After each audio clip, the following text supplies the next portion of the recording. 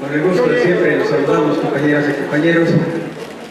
Vamos a comentar algunas cuestiones de trascendencia, pero me parece que es muy importante contextualizar la situación en la que nos encontramos en este momento para insistir en que la Comisión de Trabajo y nuestra dirección sindical en distintos momentos hemos atendido la problemática en general que se ha ido presentando a los jubilados, por supuesto incluyendo a los camaradas de renta vitalicia.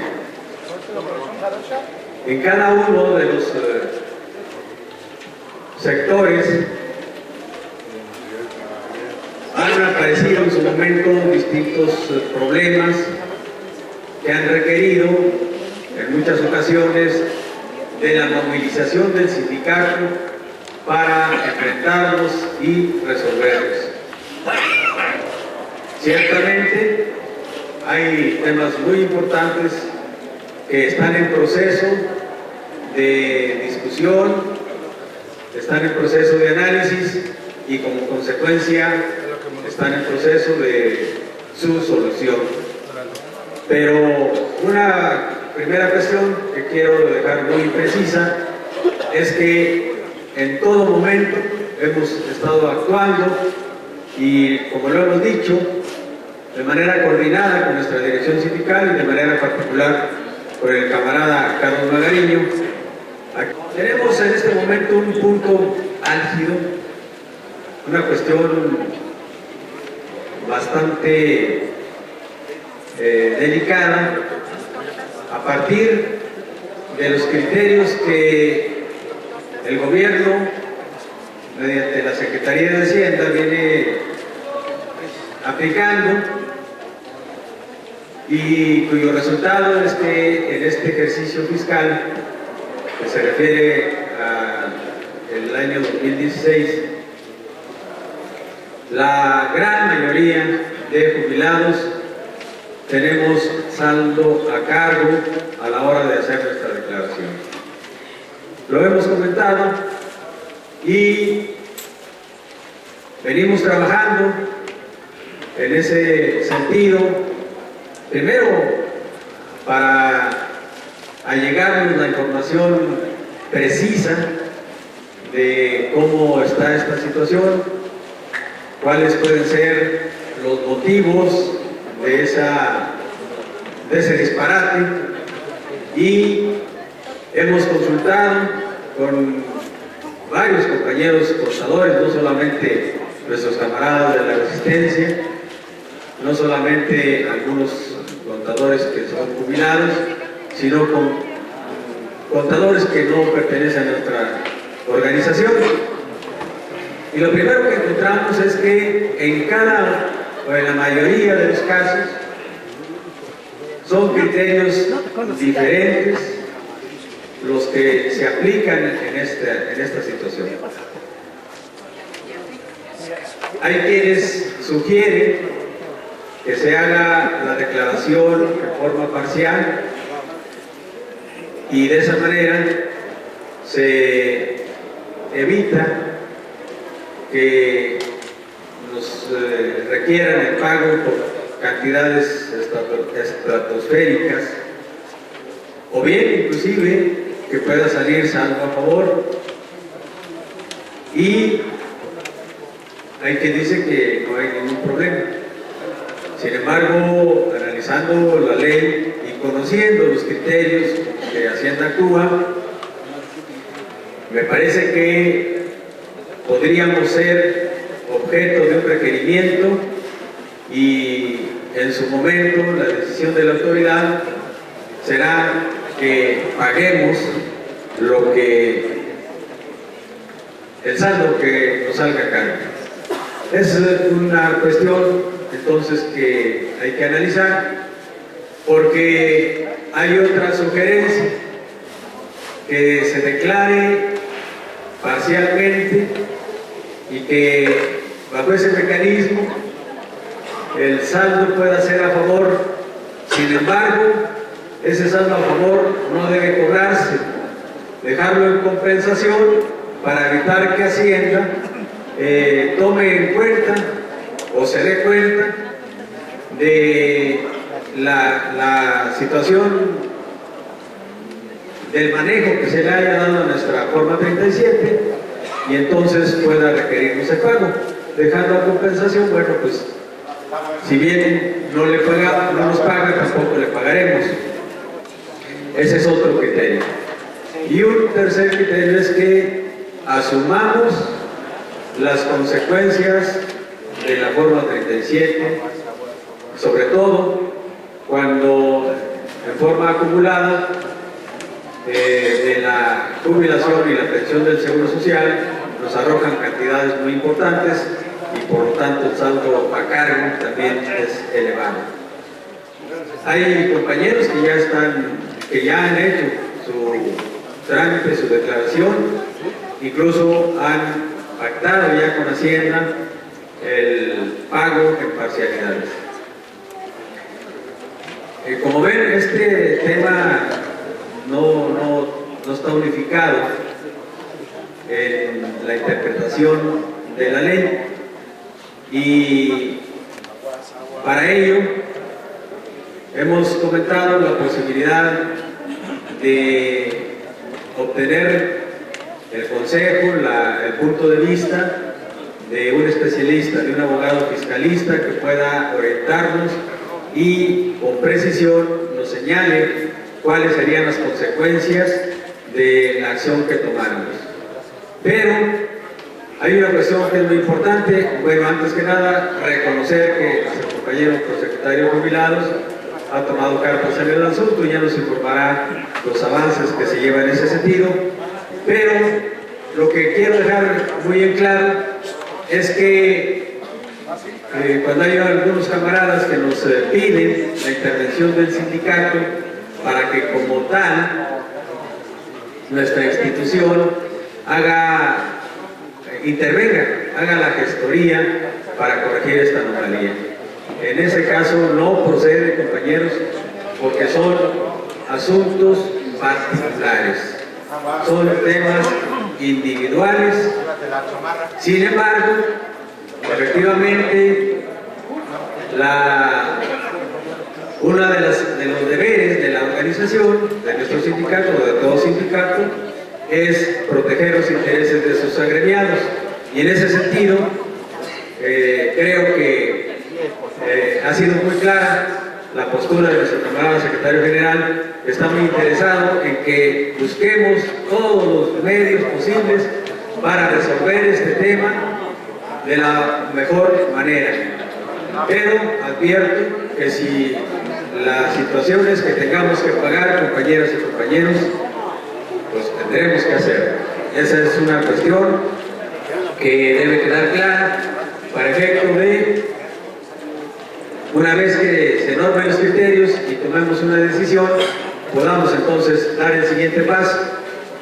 Hemos comentado que en virtud de que la próxima semana no tendremos reunión informativa, el día 19 estaremos ya entonces en posibilidades de conocer la opinión de los especialistas y me parece que ese día podremos ya hablar de una determinación que pueda ponerse a consideración de cada uno de nosotros y que al final de cuentas, en lo particular, tomemos nuestra propia decisión. Entonces, compañeras y compañeros, seguimos sugiriendo que por el momento no se hagan las declaraciones. Sé que hay muchos camaradas que las están haciendo. Nosotros insistimos en que podamos esperarnos hasta el día 19 y también decirles que la fecha límite para hacer nuestra declaración este año es el 2 de mayo, en virtud de que el 30 de abril se atraviesa por ahí con el primero que es festivo, en fin. El 2 de mayo sería el último día para no tener la consecuencia de los recargos y las multas por no declarar en tiempo y forma. Entonces, de mi parte en ese tema, es la recomendación. Hemos permanentemente he estado analizando todas estas cuestiones. Sé también que algunos compañeros que no rebasan la cantidad,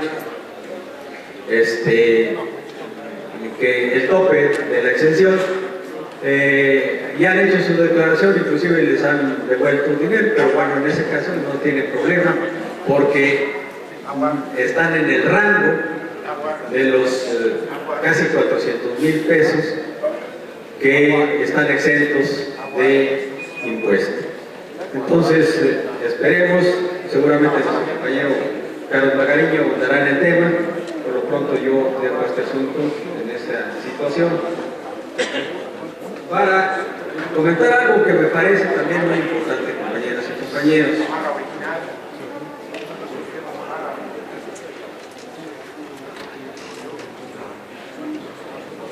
Nos preocupa de manera muy importante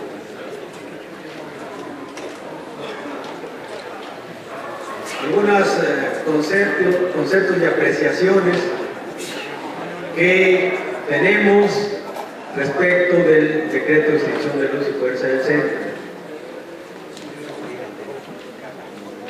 El artículo 5 del decreto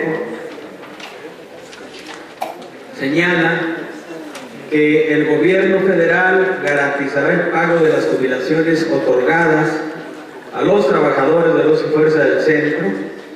Para tal efecto, la Secretaría de Hacienda y Crédito Público y la Secretaría de Energía, en el ámbito de sus respectivas competencias, realizarán las acciones conducentes para que el servicio de administración y enajenación de bienes reciba los recursos que se requieren según las necesidades previsibles para el cumplimiento de las obligaciones con los trabajadores jubilados de luz y fuerza del centro, con cargo a los recursos que se establezcan para tal fin en el presupuesto de egresos de la Federación. Primero, hay que reconocer entonces que el SAE no tiene jurisdicción y como consecuencia no puede tomar acuerdos. El SAE solamente recibe instrucciones y, como lo dice aquí el artículo 5 del decreto, los recursos para que cumpla el gobierno con sus obligaciones, y por eso se menciona que son Energía y Hacienda las entidades que deberán procurar que existan esos recursos para que se los envíen al SAE y este cumpla con las obligaciones que tenemos. De tal manera que es un error que se maneje. Dicen algunos camaradas que en el 2010 el ESME tomó un acuerdo con el SAE para ver cuáles eran los derechos que el SAE nos tendría que pagar, y aluden a los convenios que de manera particular firmaron todos los camaradas que se jubilaron después del decreto.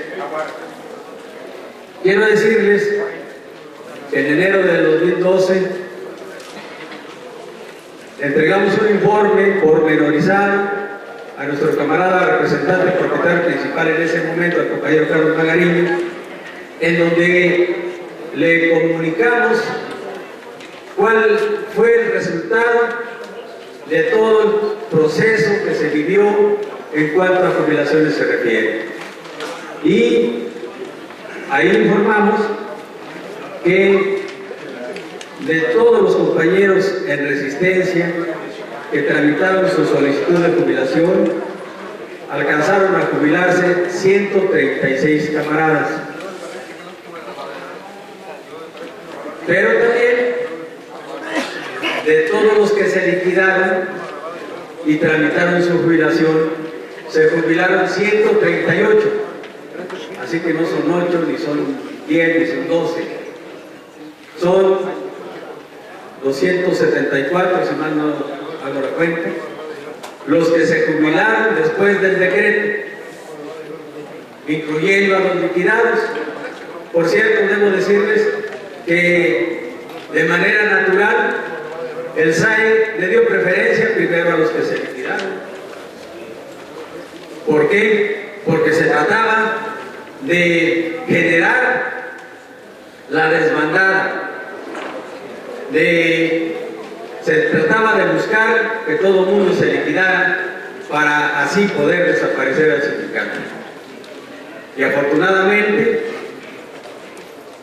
pudimos restablecer la comunicación entre nosotros, y para ello, compañeras y compañeros, afortunadamente, por iniciativa de nuestro camarada secretario general y contando en ese momento con la participación de la planilla contendiente que finalmente quedó en la representación en febrero del 2010, encabezada por nuestro compañero Carlos Magariño, justamente con nuestro compañero Carlos Magariño y el entonces secretario jubilado, Vicente Gutiérrez, se implementaron las reuniones informativas y se institucionalizaron las reuniones informativas con dos propósitos fundamentales: cerrarle la puerta a los traidores encabezados por Durán,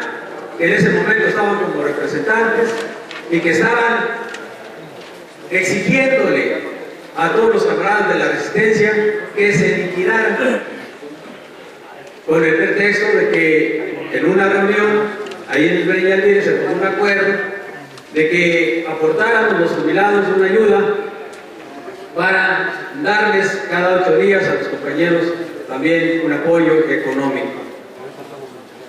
Pero se llevaron a cabo esos apoyos. Sin embargo, a la hora que estaban recibiéndolo, era: esto es lo último que vas a tener y vete a liquidar. Esa situación afortunadamente se pudo frenar gracias a las reuniones informativas, gracias a que se tomó esa atinada decisión por parte de nuestro camarada secretario general y gracias a que estábamos en la posibilidad de hacer causa común en torno al sindicato y contamos con ello entonces con el llamado desde ese momento con nuestro compañero Carlos Magariño. Vino la elección, quedó la representación y se nos asignaron las tareas a distintas comisiones. Y quiero decirles que por eso tenemos la información precisa, porque desde abril del 2010 estamos justamente discutiendo con el SAE toda la problemática relativa a los derechos adquiridos de los jubilados. Y desde entonces, en distintos momentos y frente a distintas personalidades, el SAE jamás ha reconocido que pueda firmar un acuerdo o un convenio. Desde entonces tenemos muy claro que en las reuniones que tenemos, lo que hemos logrado es que se levanten minutas de trabajo, porque argumentan justamente que al no tener jurisdicción, ellos no tienen capacidad jurídica para firmar algún acuerdo y dependen entonces de las instrucciones de sus superiores para dar los pasos que en un momento se acuerdan. Y no es en los despachos del SAE, es justamente con el director del SAE. Hay quienes mencionan a Héctor Orozco, como que en el 2010 era el director, no, Héctor Orozco no era el director del SAE en 2010. Pero lo que importa aquí, compañeras y compañeros, es que tengamos muy claro que, para desgracia nuestra, el litigio terminó el 30 de enero de 2013 con el fallo de la Suprema Corte de Justicia en contra de la organización. Y en ese momento quedó finiquitado el contrato colectivo de trabajo. ese histórico contrato que esta gran organización a base de lucha logró construir para colocarlo, como hemos dicho, en uno de los mejores contratos colectivos del mundo. Pero que sin embargo el máximo tribunal lo dio por cancelado. Y entonces, camaradas, los jubilados de Luz y Fuerza del Centro, lo que estamos haciendo es reclamar nuestros derechos adquiridos. Y en ese tenor, qué importante es que se haya instalado la mesa de negociación en gobernación, y más importante es que todavía se conserve esa mesa de negociación. ¿Por qué, compañeros? Porque tantas y tantas veces hemos ganado las discusiones en el manejo del contrato. Por supuesto que el sindicato es invencible, pero que hubo ocasiones, por ejemplo, que allí en el SAI, el propio director de liquidación de Luz y Fuerza del Centro se declaró incompetente y llamó al despacho jurídico para que el abogado enfrentara la argumentación del sindicato. Y una vez que se vio vencido Pérez Díaz, dijo: no sé si tengan razón, pero de lo que sí estoy seguro es que yo no voy a ceder a menos que me venzan el juicio. Demándenme y nos vemos en los tribunales. Esta es la postura del SAI y hay que tenerla muy en cuenta. Así que, camaradas, me parece que es importante que no estemos anclados en la idea de que el SAI es nuestro enemigo. No, ellos son el parapeto, pero donde se toman las decisiones ni siquiera es en Hacienda, ni siquiera es en Energía. Van a trasladarse finalmente a Gobernación. Y por eso repito que importante es que esté ahí la mesa, porque entonces es al más alto nivel en donde se están tratando los problemas hasta el día de hoy. Y en ese tenor debemos seguir insistiendo en que se respeten nuestros derechos adquiridos, pero debemos estar muy atentos a cuál es la problemática que en su momento se nos va presentando para atenderla. Y puedo asegurarles, porque así es, esta es la realidad, todos los temas que se refieren a nuestros derechos adquiridos están siendo atendidos no solamente por la Comisión de Trabajo, sino por el Comité Central, reconociendo desde luego que hay muchos de ellos, o algunos de ellos, que no se han podido resolver, pero que sin embargo se están atendiendo, de tal manera que sí estamos atentos a la problemática, buscando su solución, para que se entienda bien entonces que el enemigo no está en los despachos, el enemigo no está ni siquiera en el SAI, el enemigo está en las más altas esferas del gobierno, y entonces por eso se requiere la fuerza de la organización para poder vencer. Eso es justamente lo que hemos planteado cuando decimos que no podemos ir separados de la lucha de los compañeros de resistencia.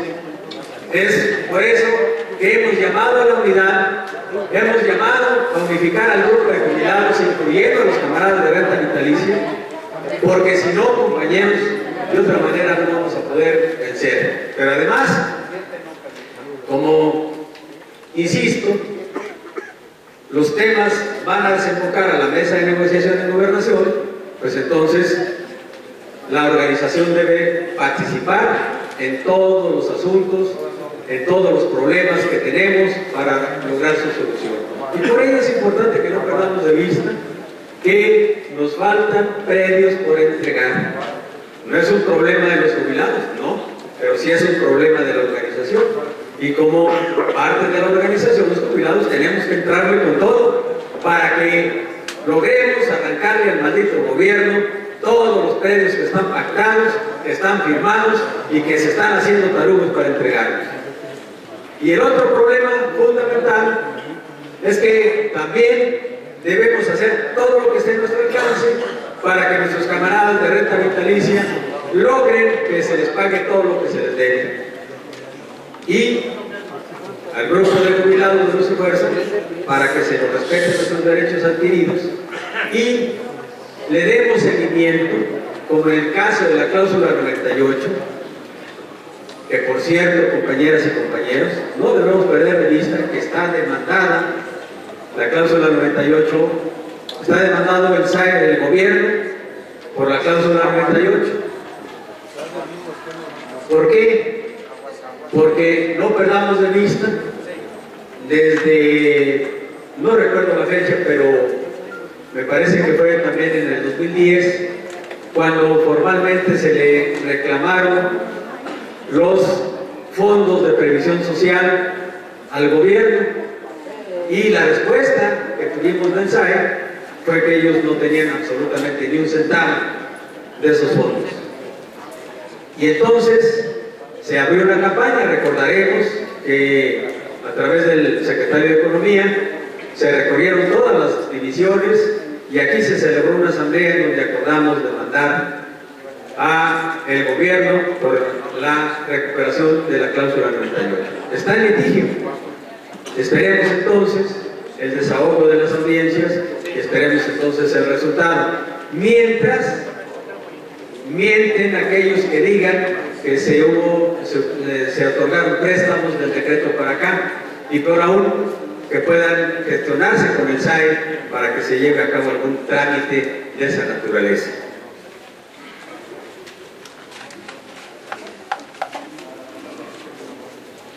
Por otro lado, compañeras y compañeros,